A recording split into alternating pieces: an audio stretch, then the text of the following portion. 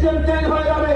ওই উত্তমান যারা গম চুরি করে, ডাল চুরি করে, তেল চুরি করে, উন্নয়নের নামে রোডের বদলে বাস করে, দুর্নীতিতে দেশকে 5 বার বিশ্ব চ্যাম্পিয়ন করে, প্রজেক্ট পাস করে রাষ্ট্রের হাজার হাজার কোটি টাকা বিদেশে পাচার করে, যারা বেগম পাড়া তৈরি করে, মানুষ তাদেরকে বলবে আমার রাজনৈতিক অভিভাবক আছে না নাই?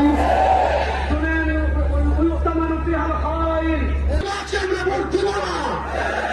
তাহলে আপনার একটা দেশের নির্বাচন কেমন হবে ইসলামে আছে না নাই? নেতৃত্ব কেমন হবে ইসলামে আছে না নাই? কিন্তু তারা আমাদের ঘাড়ে চাপিয়ে দিয়েছে সেকুলারিজম। সেকুলারিজম মানে কি? তারা ইসলাম শিখায়। ইসলাম শিখায় মানে শুক্রবারে জুমার নামাজের পর মসজিদে জিলাপি খান। ইসলাম শিখায় আপনি মাজারে উরুস নিয়ে থাকেন। ইসলাম শিখায় আপনি খানকায় জিকির নিয়ে থাকেন। ইসলাম শিখায় আপনি মাদ্রাসায় তালিম নিয়ে থাকেন।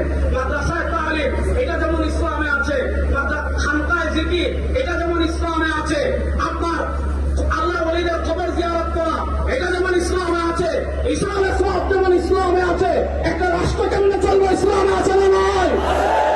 সুতরাং এই চরমোনাই ময়দান থেকে স্পষ্ট মেসেজ নিয়ে যাবেন, আমরা যারা পীর সাহেব চরমোনাই হাতে বায়াত করবো, আমরা দুনিয়ার গণতন্ত্রের দিকে যাব না, আমরা গণতন্ত্রের দিকে যাব না, ধর্মনিরপেক্ষতার দিকে যাব না, জাতীয়তাবাদের দিকে যাব না, আমাদের একটা তন্ত্রমন্ত্র হবে, সেটা নাম ইসলাম। সেই ইসলাম বাংলাদেশে বাস্তবায়ন হোক, এটা আমরা চাই কি চাই না? সেই ইসলাম এসেছেন, চুরি বন্ধ করতে পারেন নাই, খুন বন্ধ করতে পারেন নাই, চাঁদাবাজি বন্ধ করতে পারেন নাই, টেন্ডারবাজি বন্ধ করতে পারেন নাই, টাকা পাচার বন্ধ করতে পারেন নাই। পীর সাহেব চরমোনাইকে ক্ষমতা দেন, 3 মাসে সব বন্ধ হয়ে যাবে ইনশাআল্লাহ বলেন। সুতরাং আমরা এই কথা আমাদের নেতা যাকে আমাদের সামনে পেশ করবেন, আমি সব জায়গায় বলি বাংলাদেশ ইসলামের জন্য এতটা উর্বর, এখানে আমাদের রক্ত বেরোনো লাগবে না। আমরা যদি সবাই ঐক্যবদ্ধ হয়ে যাই, প্রত্যেকদিন সংগঠনের জন্য 2 ঘন্টা ঘাম ঝরাবো, প্রস্তুত আছি তো ইনশাআল্লাহ?